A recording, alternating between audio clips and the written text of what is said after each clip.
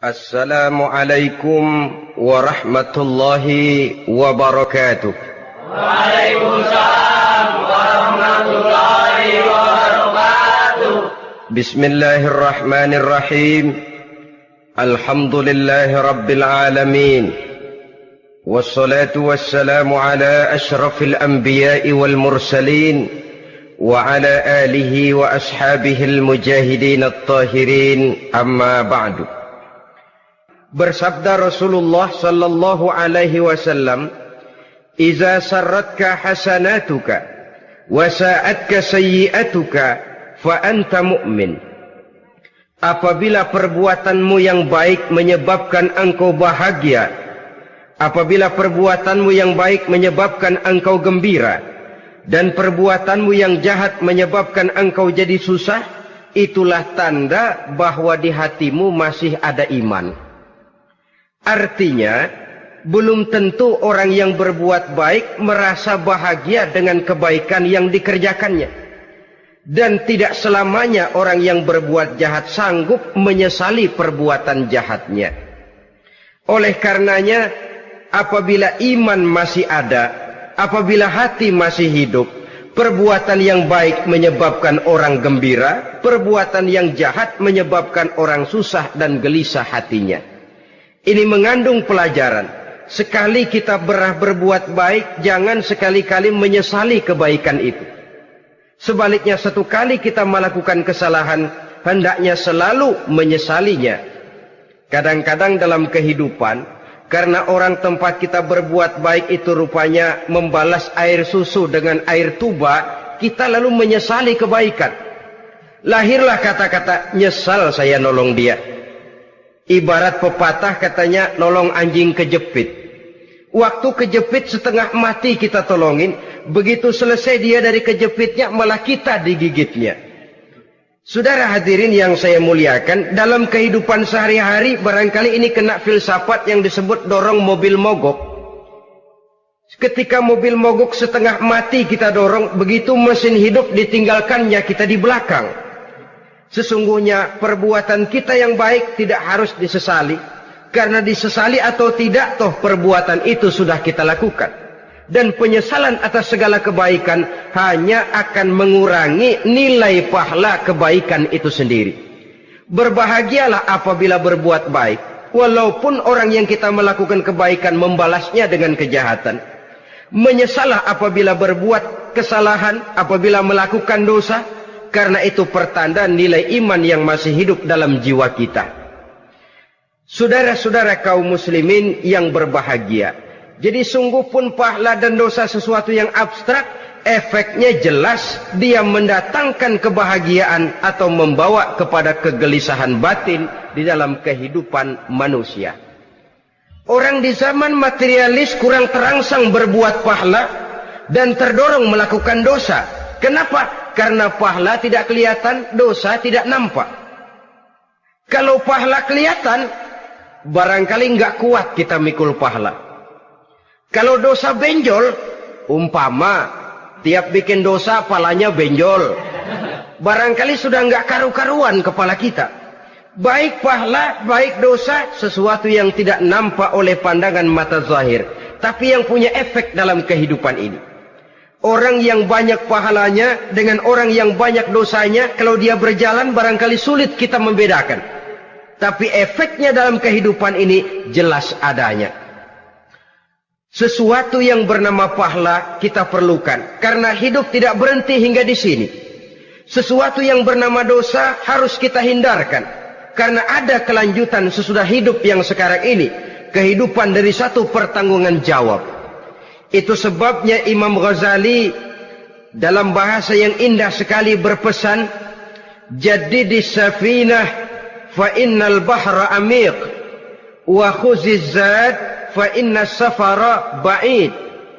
Perbarui selalu kapalmu, rawat, jaga baik-baik, dandani kapalmu, fa innal bahra amiq, karena sesungguhnya lautan ini sangat dalam. Satu bahasa yang indah dari tamsil terhadap kehidupan. Perbaiki kapalmu karena lautan ini sangat dalam. Artinya, jaga baik-baik hatimu.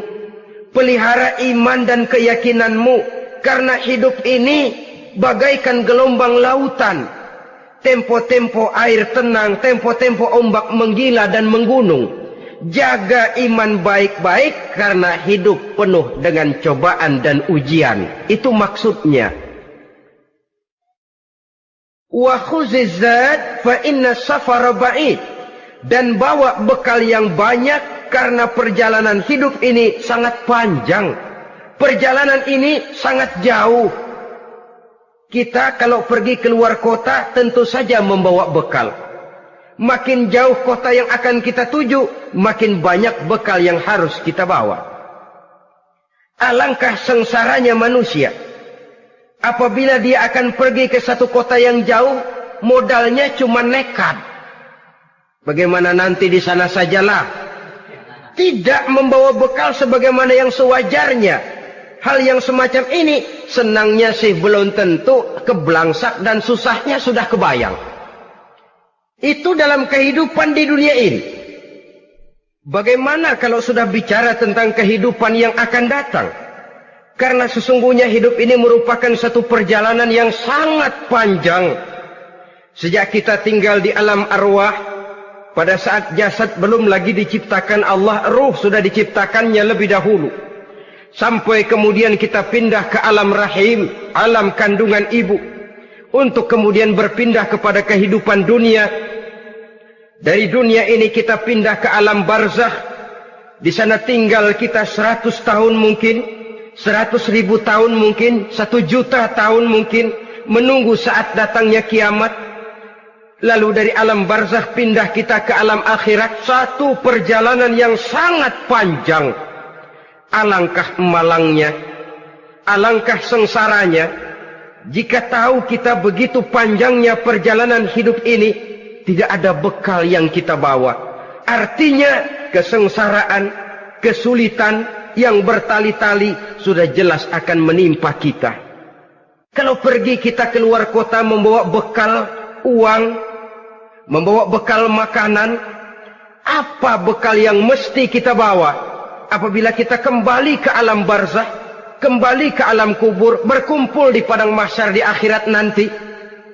Nasi yang mau kita bawa, uang yang mau kita bawa, tentu tidak lagi. Karena kehidupan materialis selesai di atas liang lahat. Bila masuk kita ke liang lahat, disitulah pahala dan dosa memegang peranan yang sangat penting.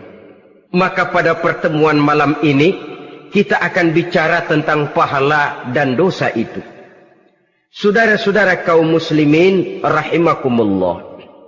Yang dinamakan pahala, kata Imam Ali Al-Jurjani dalam kitab At-Ta'rifatnya, ma yastahiqqu bihi ar-rahmatu wal maghfiratu minallahi ta'ala.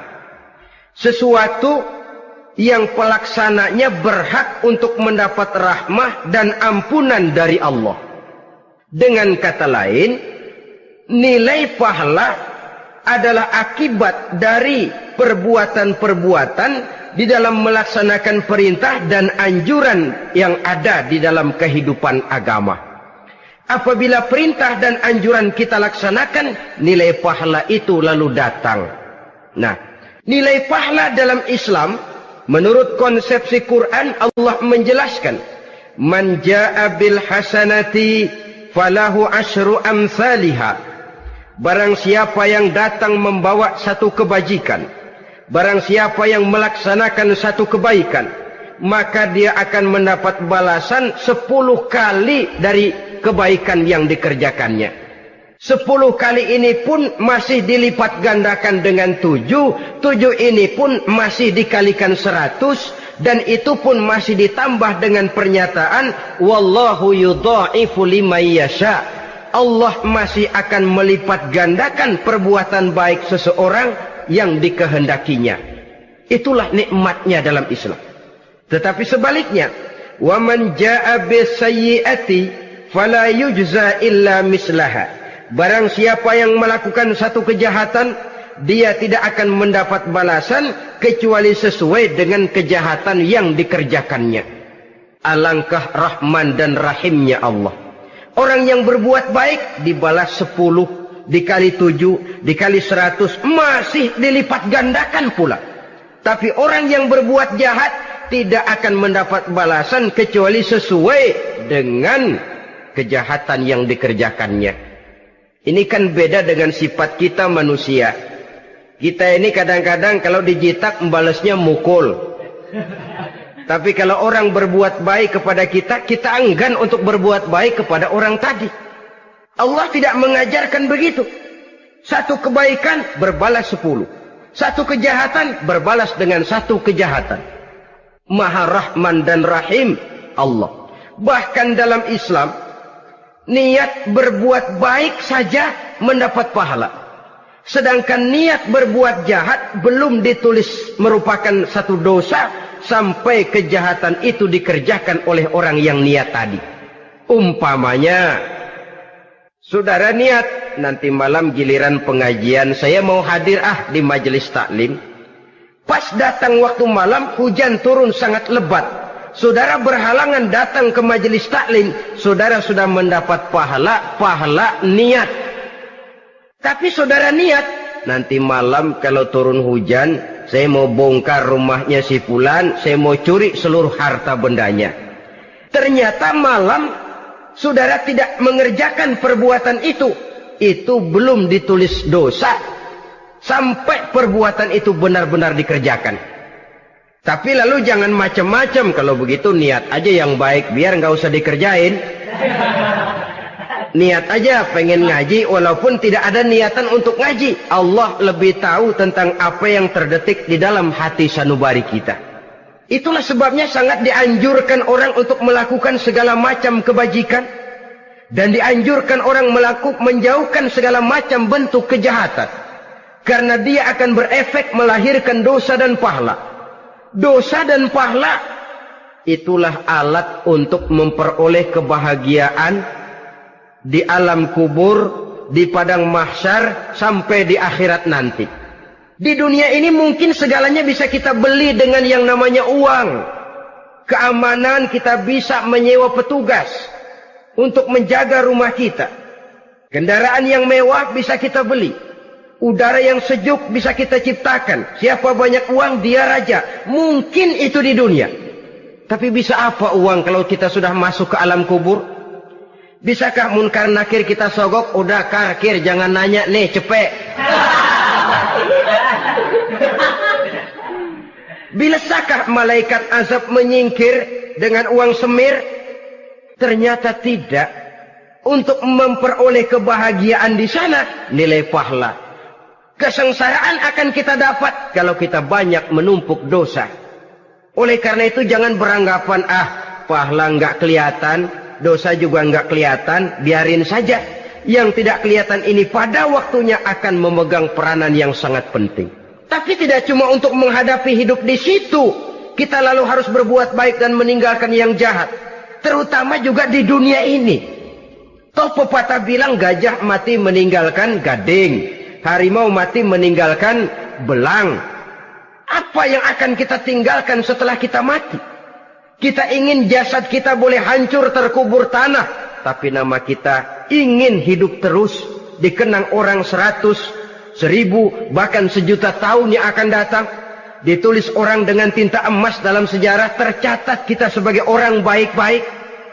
Saudara-saudara kaum muslimin rahimakumullah. Lalu perbuatan apa yang bisa mendatangkan pahala itu? Saudara-saudara, semua perbuatan yang diperintah dan dianjurkan oleh Allah, yang dikerjakan dengan ikhlas hanya untuk mencapai ridho Allah, mendatangkan pahala. Kadang-kadang menurut pendapat kita remeh, tapi nilainya di sisi Allah besar. Itu pahala.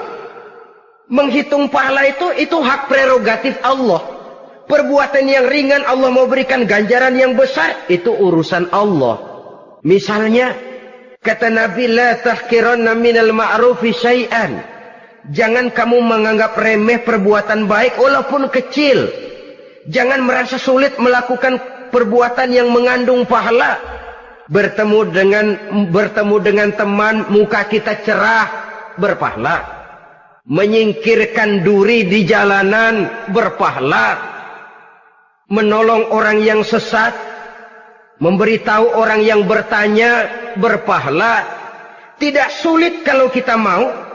Yang diperintah dan dianjurkan oleh agama itu perbuatan yang mengandung nilai-nilai pahala. Masalahnya cuma tinggal mau atau tidak dan dikerjakan dengan ikhlas. Bertemu teman mukanya cerah, pahala. Menyingkirkan duri di jalanan, pahala. Sedekah, pahala. Tidak berupa perbuatan, bisa berupa ucapan. Misalnya bersolawat, pahala. Bertasbih dan bertahmid, pahala. Kata Nabi, kalimatani khafifatani 'alal lisan, saqilatani fil mizan. Ada dua kalimat yang enteng di lidah tapi berat di timbangan akhirat nanti. Apa itu? Subhanallah walhamdulillah. Itu kan amalan yang ringan, perbuatan yang mudah saja, tapi nilainya demikian besar dalam pandangan Allah. Jadi pendeknya, perbuatan yang bernilai pahala adalah perintah dan anjuran agama yang dilaksanakan dengan ikhlas semata-mata untuk mencapai ridho Allah, itu mengandung pahala. Niat dasarnya itu harus karena Allah. Landasannya harus karena ikhlas. Bukan cuma sekedar basa-basi, tidak karena ingin dipuji orang, tidak karena mengharap tanda jasa, tapi ikhlas semata-mata.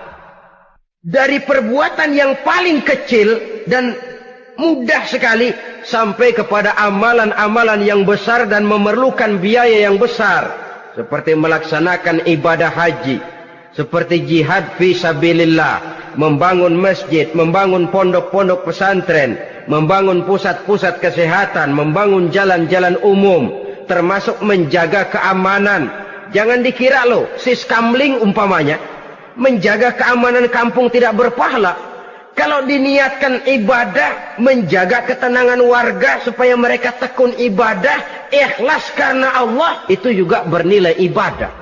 Keluar kita dari rumah, pergi pagi, pulang sore, peras keringat, banting tulang cari nafkah buat menghidupi anak istri kita. Kalau diniatkan ibadah, melaksanakan kewajiban sebagai kepala rumah tangga, membantu orang tua sebagai anak, itu juga perbuatan-perbuatan yang mengandung pahala. Yang terbaik sesuai dengan bidang kehidupan kita. Ada orang yang dinamakan abid, ahli ibadah, pahala yang paling baik bagi dia, banyak-banyak tahajud, sembahyang malam, wirid, zikir, tasbih. Ada yang dinamakan orang alim, pahala yang paling baik buat orang macam ini, mengajar, menyebarkan ilmu, mendakwahkan Islam. Ada yang disebut wali, pejabat pemerintah, petugas. Amalan pahala yang paling baik buat orang semacam ini, melayani masyarakat, bekerja di bidangnya sesuai dengan profesinya. Saudara hadirin yang saya hormati, jadi dengan demikian, perbuatan-perbuatan yang mengandung nilai-nilai pahala ini bisa perbuatan yang menurut kita kecil namun punya nilai besar. Apalagi perbuatan besar dengan biaya yang besar, tentu makin besar juga pahala yang disediakan oleh Allah Subhanahu wa Ta'ala. Oleh karenanya, kalau kita bercermin dari ayat Quran, hidup ini kesempatan untuk berbuat baik. Huwallazi khalaqal mauta wal hayata liyabluwakum ayyukum ahsanu amala. Dialah Allah, Tuhan yang telah memberikan hidup dan mati kepadamu untuk menguji kamu, siapa di antara kamu yang paling baik amal perbuatannya. Jadi tidak saya rinci, tapi cukuplah satu penjelasan global. Perbuatan yang berpahala adalah perbuatan melaksanakan perintah Allah atau anjuran Allah dengan dasar ikhlas, dengan tujuan untuk mencapai ridho Allah semata-mata. Lalu apa perbuatan yang mengakibatkan dosa itu? Saudara-saudara, dosa lahir akibat melakukan larangan Allah atau mengerjakan yang dicelaknya. Nah, para ulama ada yang membagi dosa itu menjadi dua bagian. Ada dosa-dosa kecil, ada dosa-dosa besar. Tetapi sebenarnya ditinjau dari segi hakikatnya, kalau sudah melakukan satu kesalahan yang mengakibatkan dosa, jangan dilihat besar dan kecilnya, tapi kepada siapa dosa itu kita kerjakan. Sebab kalau dosa kita anggap satu yang kecil, orang akan terangsang untuk mengerjakan yang kecil-kecil saja. Sehingga dengan demikian, yang kecil pun akan menjadi besar kalau ditumpuk-tumpuk. Sedangkan yang besar bisa saja menjadi kecil kalau selalu diiringi dengan permohonan ampun kepada Allah. Itu sebabnya para ulama sufi, orang-orang tasawuf mengatakan, la saghair ma'al istimrar, wala kabair ma'al istighfar. Tidak ada dosa yang kecil kalau dikerjakan terus-menerus, dan tidak ada dosa yang besar kalau digempur tiap saat dengan perbuatan istighfar atau memohon ampun kepada Allah Subhanahu wa taala. Cuma saja pada umumnya, karena dosa-dosa kecil itu lebih mudah taubatnya, dan ada janji Nabi, barang siapa yang meninggalkan dosa-dosa besar akan diampuni dosa-dosanya yang kecil-kecil. Oleh karena itu, pada kesempatan ini kita akan juga bicarakan apa saja yang termasuk klasifikasi dosa-dosa besar, dengan harapan kita bisa menjaga diri, menyelamatkan diri, jangan sampai terjatuh ke dalam dosa-dosa yang besar tadi. Tetapi bukan berarti kita harus terangsang melakukan dosa-dosa yang kecil. Ah, biarin kecil ini, tobatnya gampang. Ah, dosa kelas teri. Ah, dosa itu kan tidak kelihatan. Lalu terangsang melakukan perbuatan dosa-dosa walaupun kecil, kalau berlarut terus-menerus dia akan tumbuh menjadi dosa yang besar. Oleh karenanya jangan sampai mengundang pengertian kalau kita membicarakan dosa-dosa yang besar lalu terangsang melakukan dosa-dosa yang kecil. Karena bagaimanapun juga dosa kecil dan dosa besar sama dalam arti kepada Allah kita melakukan kesalahan. Dan dosa yang kecil pun kalau bertumpuk, dia akan menjadi banyak. Saudara-saudara kaum muslimin rahimakumullah, ada beberapa jenis dosa-dosa besar. Jenis yang pertama, asyirku billah, syirik atau menyekutukan Allah. Dari sekian deretan dosa-dosa besar, syirik ini merupakan bapak moyangnya dosa. Dedengkotnya dosa itu syirik, menyekutukan Allah.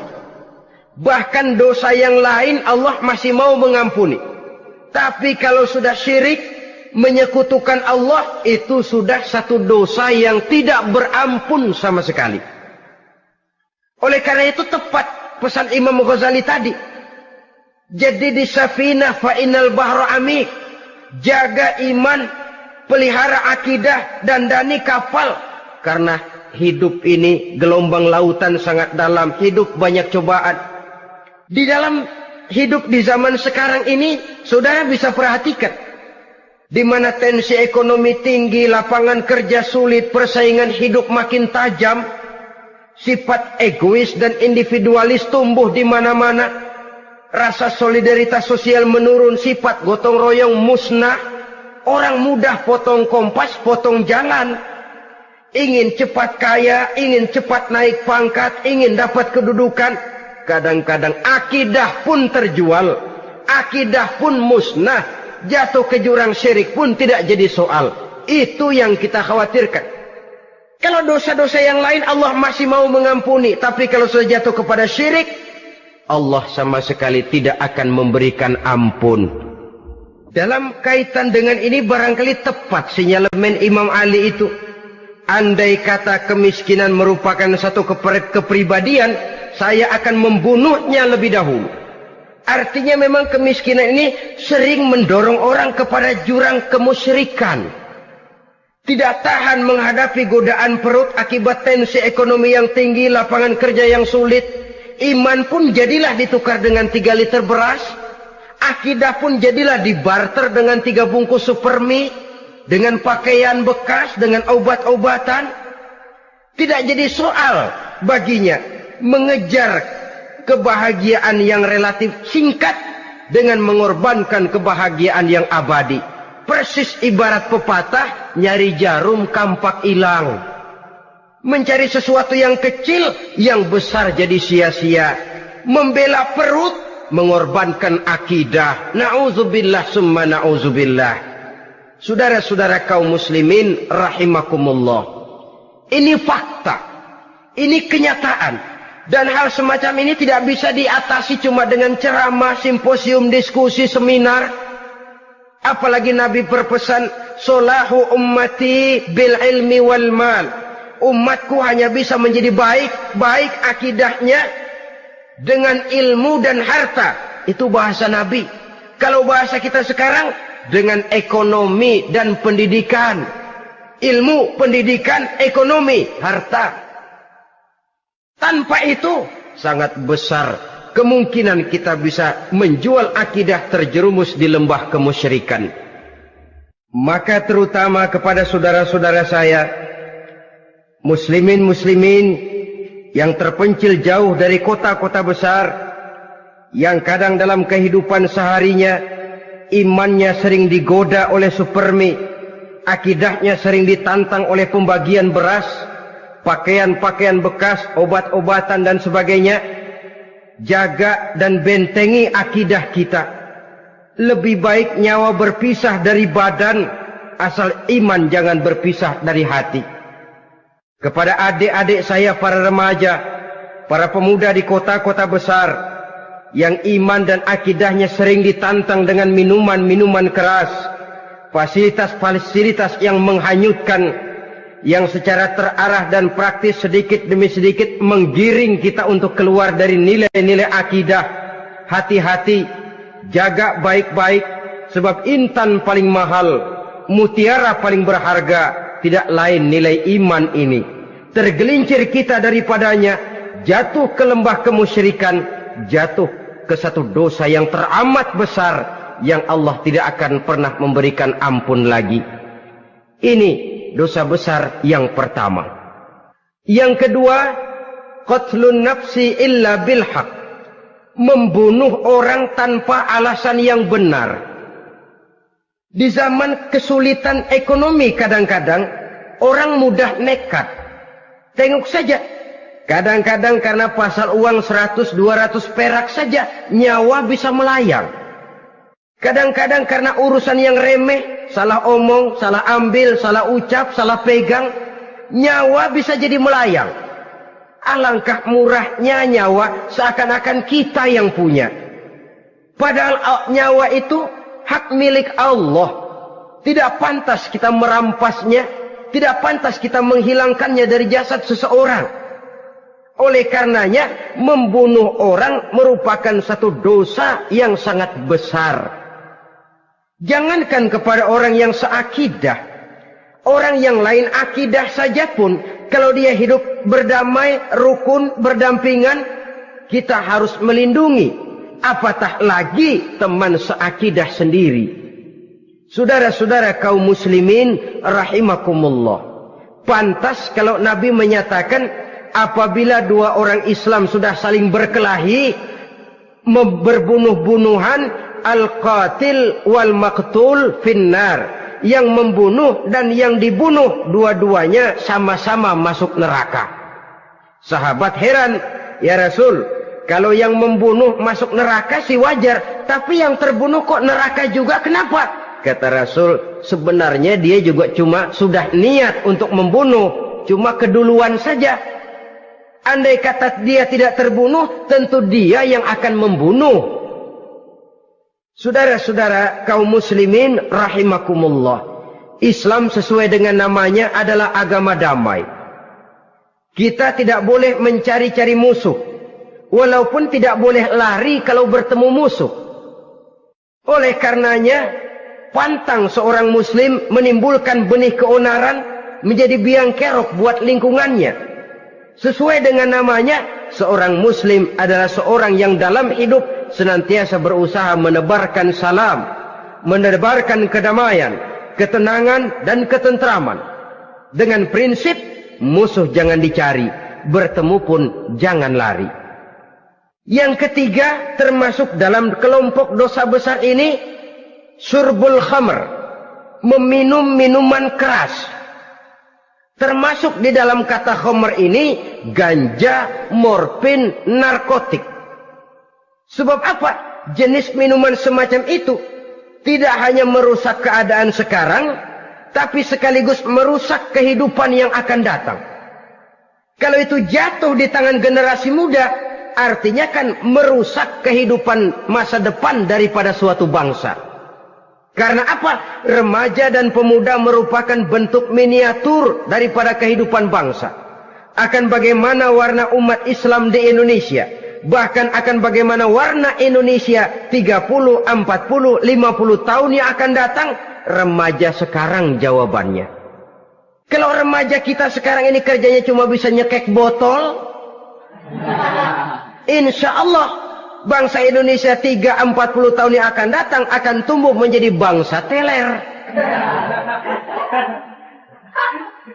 Tidak banyak yang bisa kita harapkan. Remaja adalah gambaran masa depan dari satu bangsa, dari satu umat. Dan remaja itu di dalam dirinya secara fitrah terkumpul semua bakat, terdapat semua kemungkinan. Kita ini lahir membawa sifat pemimpin, tapi juga membawa sifat pengacau. Kita ini ada bakat jadi orang jujur, ada bakat jadi pengkhianat. Kita ini ada bakat menjadi orang baik-baik, kita juga punya bakat jadi biang kerok. Kita kemungkinan bisa jadi pemimpin bangsa, tapi juga bisa menjadi pemimpin bangsat. Nanti lingkungan dan pendidikan akan menumbuhkan, membentuk mana yang tumbuh lebih subur. Kalau lingkungan dan pendidikannya lebih banyak bercerita tentang kejujuran, maka nilai kejujuran yang akan tumbuh lebih banyak dalam jiwanya. Dan insya Allah diharapkan dia akan menjadi manusia yang jujur di kelak kemudian hari nanti. Dan masalah minuman keras ini sebenarnya berkait. Kita tidak bisa cuma menyalahkan remaja saja, menyalahkan pemuda saja. Karena bagaimanapun masalahnya kompleks. Menghancurkan sesuatu tanpa melihat kausalnya, tanpa melihat sebab akibatnya kan sama juga bohong. Kemungkinan karena broken home, kemungkinan karena pergaulan, kemungkinan karena kurang perhatian orang tua, kemungkinan karena akibat bacaan, tontonan, atau fasilitas berupa dibukanya pabrik-pabrik minuman keras, dijualnya minuman-minuman keras, di warung-warung yang remang-remang, yang memberikan kenikmatan, kebahagiaan dan kebanggaan tersendiri, sehingga akhirnya orang terangsang untuk datang dan minum di sana. Pada dasarnya memang sepele, cuman minum nggak ngerugiin orang lain kan? Iya, pada waktu minum. Tapi dikala sudah mabuk, out of control, apapun bisa kita lakukan. Yang kita ucapkan kita tidak sadari lagi, yang kita kerjakan tidak kita sadari lagi. Dikala itu segala macam kejahatan bukan sesuatu yang tidak mungkin untuk kita laksanakan. Nggak ngerugiin orang lain, memang pada saat mau minum. Tapi begitu minum, mabuk, kita bisa merugikan orang lain. Setidaknya merugikan diri sendiri. Pertumbuhan IQ menjadi lemah, semangat kehidupan hilang, gairah kerja menurun, kalau tidak ada sama sekali. Lalu apa yang bisa kita lakukan di dalam kehidupan? Dan akan lebih celaka kalau ini menimpa kehidupan generasi muda kita. Kadang-kadang yang ironi ya, kalau yang orang tuanya mampu barangkali masih tertolong. Tapi yang orang tuanya kondisi ekonomi lemah masih kepengen teler juga. Orang tuanya nggak mampu masih pengen mabuk. Dari ganja, morfin nggak dapat, akhirnya kaleng cet diisepin. Yang penting kan bisa teler, mendatangkan satu kebahagiaan tersendiri. Itu sebabnya memang satu kejahatan menurut teori polisi ya hanya bisa terjadi karena faktor N dan K, niat dan kesempatan. Niat ada, kesempatan ada, jadi orang jahat. Kurang salah satunya, biasanya kejahatan terbendung. Niat ada, kesempatan tidak ada, sulit berbuat jahat. Kesempatan ada, niat tidak ada, tidak mungkin orang jahat. Tapi yang paling dominan sebenarnya niat. Kalau niat sudah kuat, kesempatan bisa dicari. Kesempatan bisa diciptakan. Biar Hansip nongkrong, ditungguin lengahnya. Iya biarin. Jam 11 sampai jam 2. Matanya melotot. Jam 3 dia mulai ngulet, ngempet. Nah, di saat itu saya masuk ke rumahnya. Kalau niat kuat, kesempatan bisa diciptakan. Dan kalau sudah niat, ini masalah hati. Kalau sudah masalah hati, menyangkut soal moral. Moral artinya sudah masuk kepada kehidupan agama. Saudara-saudara kaum muslimin rahimakumullah. Yang keempat yang termasuk jenis dosa besar, az-zina, perbuatan zina. Di zaman pergaulan bebas dengan prinsip free love, free sex ini, tengok sudah berapa banyak gadis-gadis bergelimpangan jadi korban. Berapa banyak bayi-bayi yang lahir ke dunia tanpa tahu kemana dia mesti memanggil bapak. Apakah deretan jumlah korban ini masih harus bertambah lagi? Paling tidak, biarlah yang sudah jadi korban, tapi jangan bertambah lagi hendaknya. Masing-masing kita berupaya menahan diri. Termasuk dalam kategori zina ini, yang merupakan cabang-cabangnya, liwat, homoseks, lesbian, masturbasi. Bahkan masturbasi itu termasuk jenis zina tangan. Dan itu juga merupakan satu dosa. Di samping dosa juga merusak diri.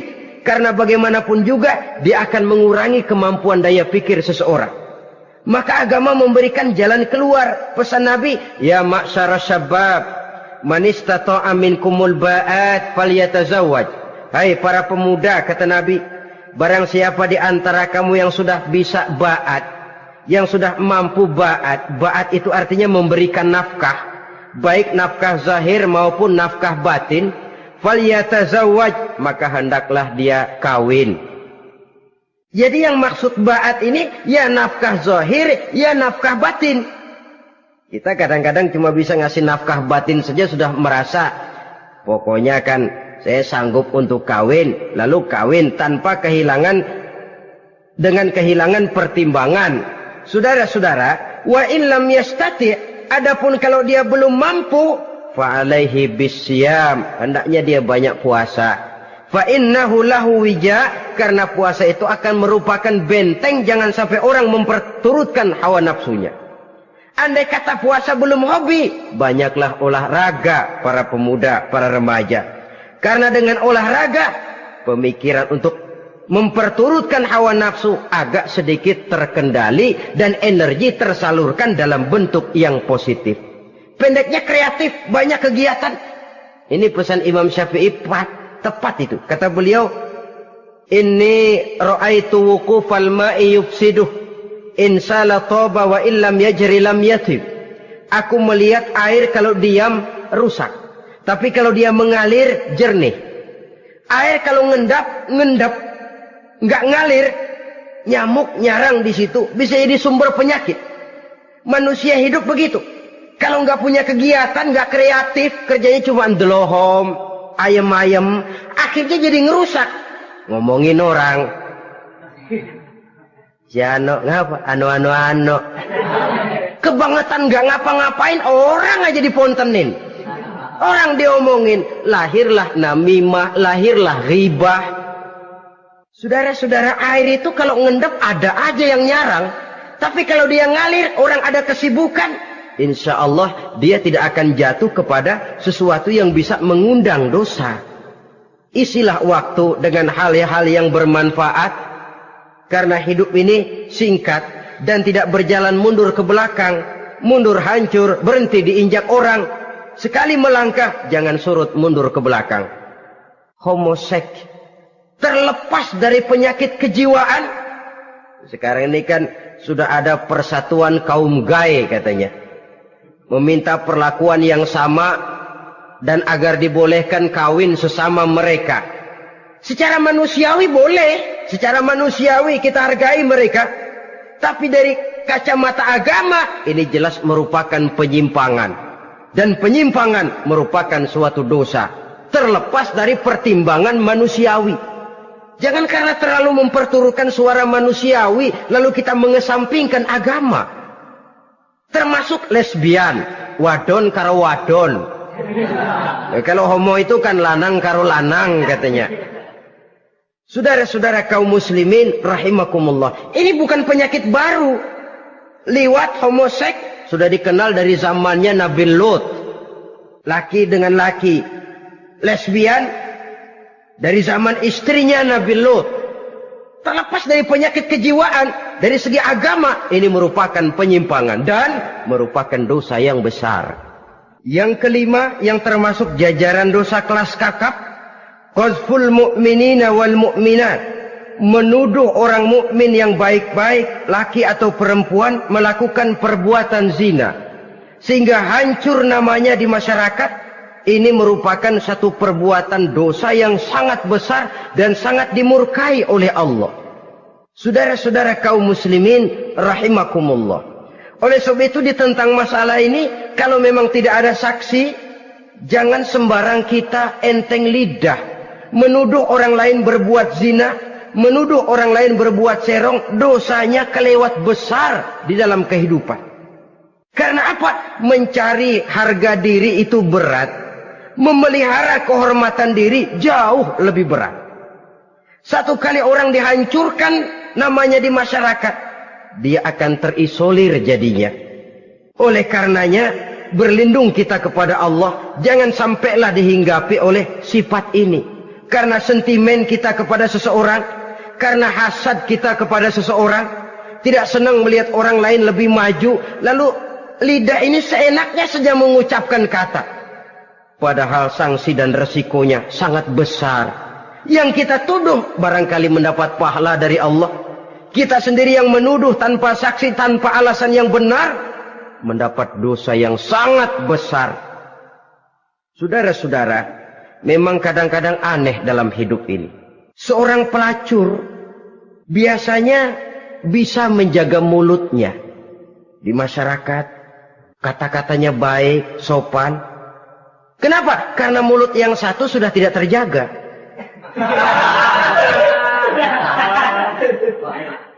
Kita kadang-kadang kehormatan bisa kita jaga, tapi mulut tidak terkontrol. Ngomong saenake dewe, bikin orang mangkel, kesal, fitnah sana, fitnah sini, menghancurkan nama baik orang, ngomongin yang macam-macam. Bagai-bagai macamlah caranya. Saudara-saudara kaum muslimin yang berbahagia. Jadi dengan demikian, menuduh orang lain berbuat zina, sedangkan orang itu tidak pernah melakukannya, ini termasuk satu dosa yang sangat besar di dalam kehidupan ini. Yang keenam, al-'aqu bil walidain, durhaka kepada ibu bapak. Seorang anak, bagaimanapun banyak nilai ibadahnya, banyak kebaikan di masyarakat, menyandang berbagai macam gelar, pangkat dan jabatannya tinggi, tapi kalau sudah durhaka kepada kedua orang tuanya, alamat hidup tidak lagi membawa keberkahan. Dan itu dosa yang sangat besar. Sampai Nabi sabdakan, ridho Allah ada di dalam keridhaan ibu bapak. Murka Allah pun ada di dalam kemurkaan ibu dan bapak. Walaupun belum tentu setiap kita orang tua, tapi yang jelas setiap kita adalah anak. Dan setiap anak punya ibu dan bapak. Jangan sampai kacang lupa kepada kulitnya.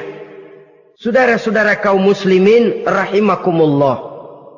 Durhaka kepada ibu bapak merupakan perbuatan yang sangat dimurkai oleh Allah. Apalagi ibu yang telah melahirkan kita, bahkan mengandung kita. Begitu juga bapak yang telah berusaha peras keringat banting tulang untuk mengasuh membesarkan kita.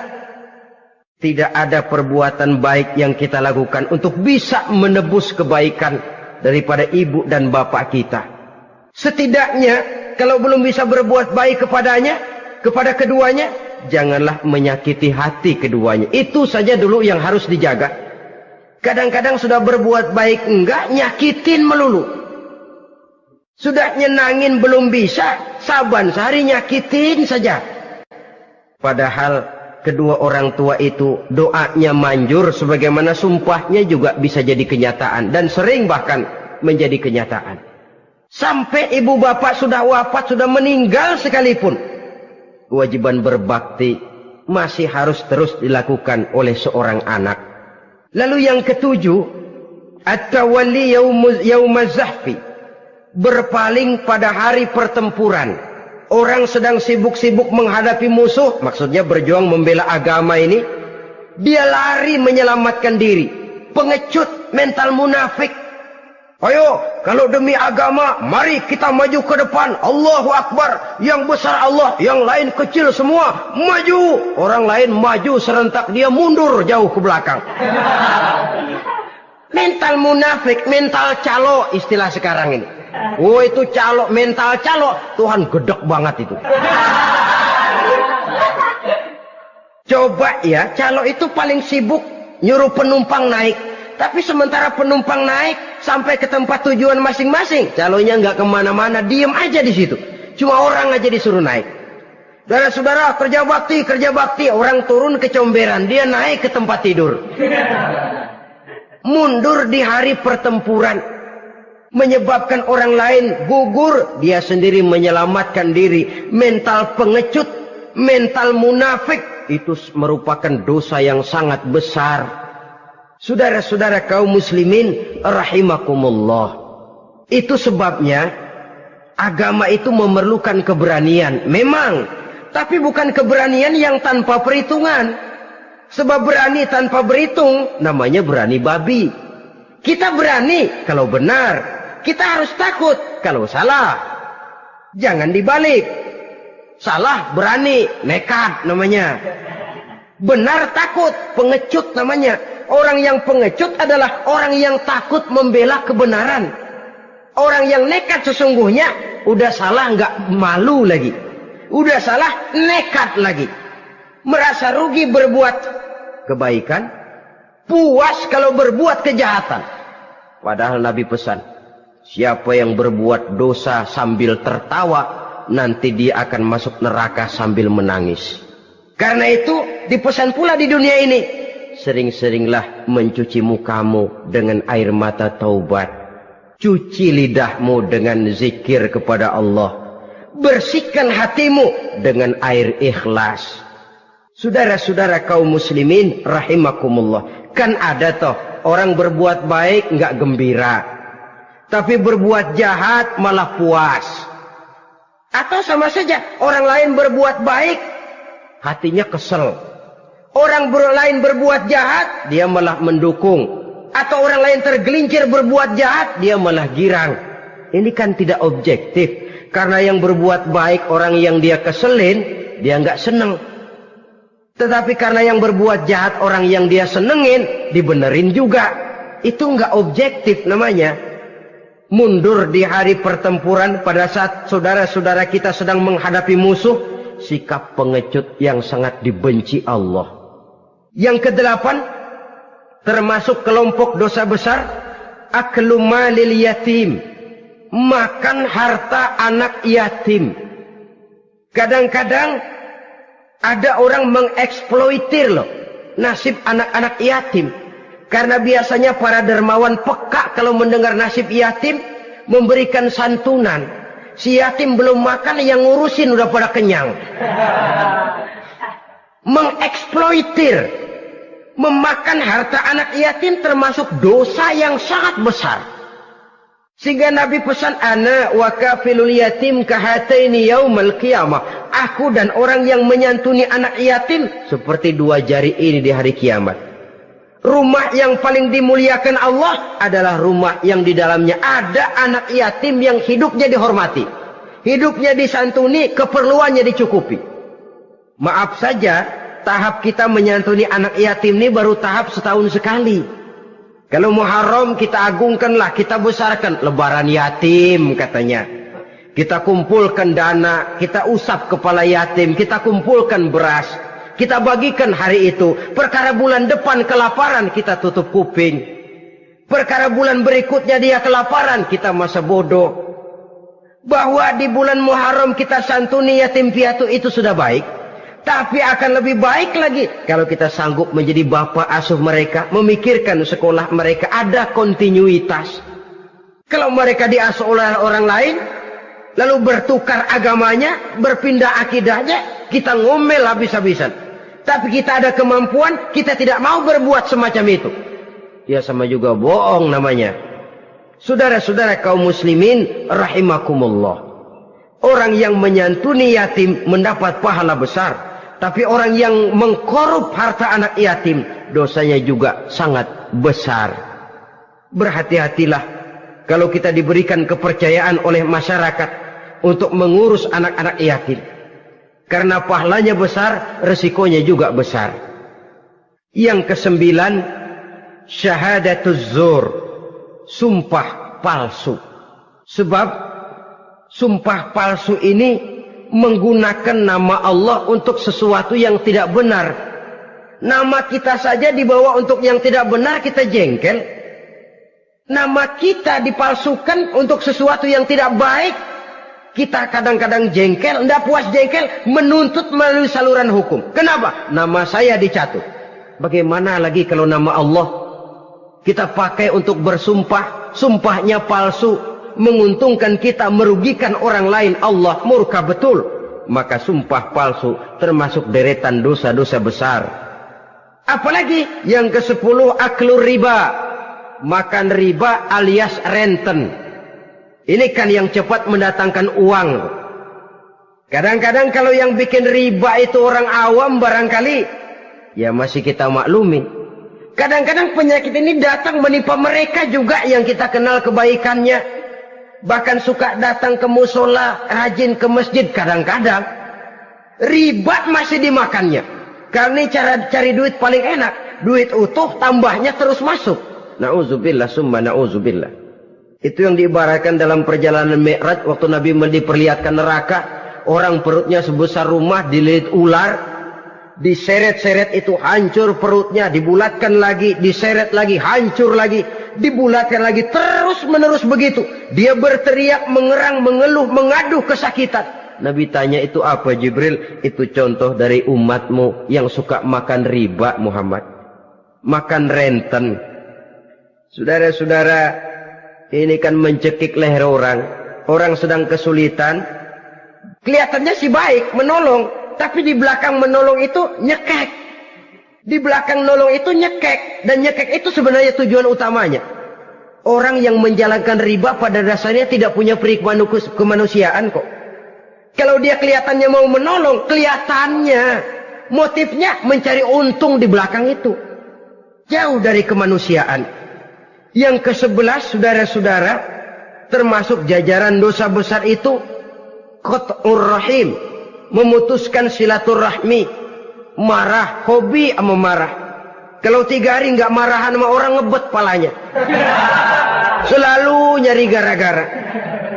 Kalau udah marah berlaku perpanjangan waktu. Tahun, 2 tahun, kadang-kadang seumur hidup. Saudara hadirin yang saya muliakan. Apalagi mengurangi timbangan termasuk kelas dosa besar. Makan suap termasuk dosa besar. Semir menyemir dosa besar. Apalagi bunuh diri. Nah ini, bunuh diri dosa besar.